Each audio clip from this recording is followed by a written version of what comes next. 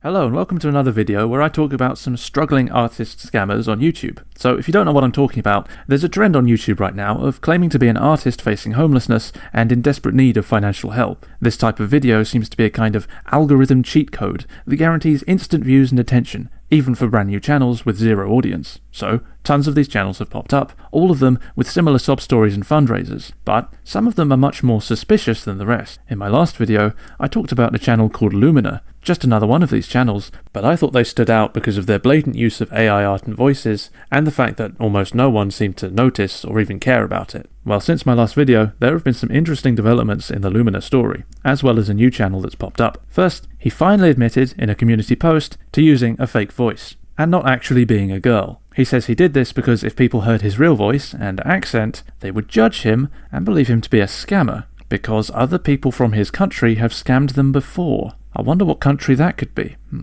Maybe one with a lot of princes. He also finally uploaded an animation, and surprise surprise, it's not that good. It looks to be more AI slop, mixed with some handmade elements. And I say this because there's a big mismatch of art styles between the two characters. They just don't look like they're drawn by the same person, if either of them was drawn by a person at all. He also seems to be cynically taking advantage of the analog horror trend by slapping a cheap VHS filter on top of everything, despite the fact it doesn't really have any kind of analog horror themes. Whatever, it's not very good. Let's move on to something a little bit more interesting. If you've seen my last video, you'll know that Lumina, instead of using a traditional fundraising website like GoFundMe or Ko-Fi or even Patreon, he actually used an obscure e-commerce website called Selar, which was based in Nigeria. Well, it turns out that Selar doesn't actually want to give him the donations that he received.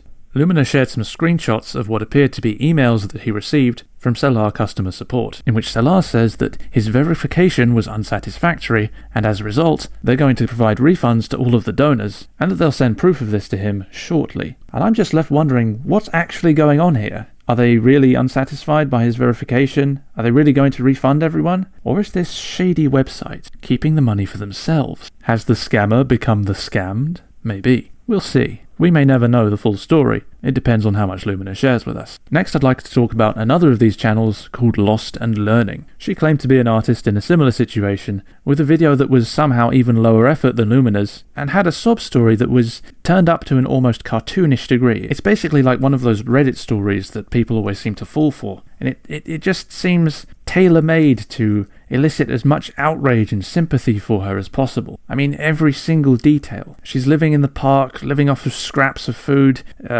fired from her job and her boss wouldn't pay her. I mean, just every single detail is just wrenched up to 11 to elicit as much sympathy as possible. Anyway, Lost&Learning did differ somewhat from other channels like this because she actually sold products rather than just soliciting donations. Apparently these products were calendars that she sold on Ko-Fi. Now unfortunately I can't show you what they look like because her Ko-Fi store was taken down, and no archive of it seems to exist. People claimed in the comments that the calendars on her Ko-Fi used stolen art. Speaking of which, what about that art in her video? Well, as some commenters pointed out, it's actually from a website called PyCrew.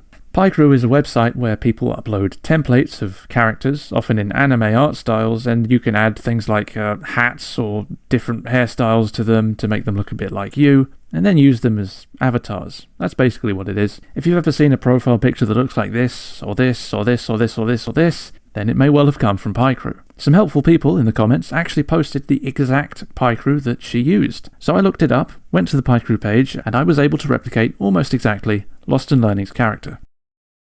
Lost&Learning actually ended up privating her original videos and putting out this vlog here. So let's take a look at some choice highlights. So, actually, I'm from India. Thank you so much, guys. But I cannot refund you guys. I received many emails and YouTube comments saying that I'm a scammer and all. Guys, is selling really a scam? I've never heard such bullshit scammer cope. For the whole video, she just tries to weasel out of the scammer accusations and keeps playing word games like this, saying she was just selling products. The whole thing is just very off-putting. Now, unfortunately, I'm a little bit late to the game in covering this channel. Some other people have already talked about her, and since then, there is a night and day difference with the comments on these videos. The ones from before all took her story hook, line and sinker, and the ones from after are all calling it out as a scam. And that brings me to the last thing I'd like to talk about in this video.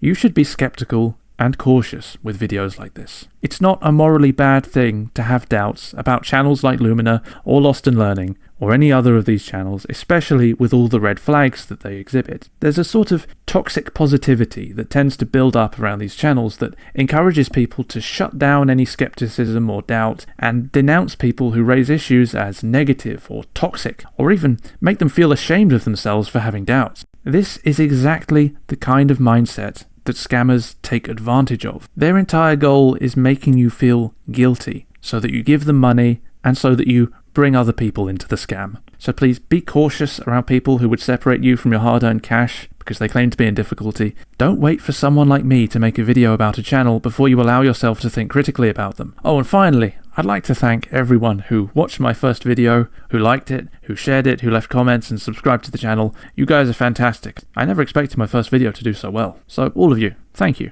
Goodbye.